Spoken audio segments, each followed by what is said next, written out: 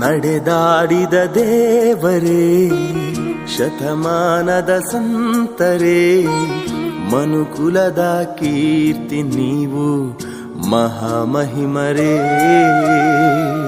ಶಾಂತಿಯ ದೂತರೇ, ಸರಳತೆಯ ಶ್ರೇಷ್ಠರೇ, ನಿರಾಭಾರಿ ಗುರುವು ನೀವು ಜ್ಞಾನಯೋಗಿಯೇ.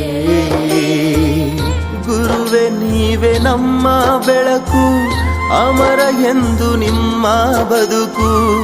ಹೊರಟಿರ ದೇಹ ತ್ಯಜಿಸಿ ದೇವಲೋಕಕ್ಕೆ, ದಿವ್ಯಲೋಕಕ್ಕೆ,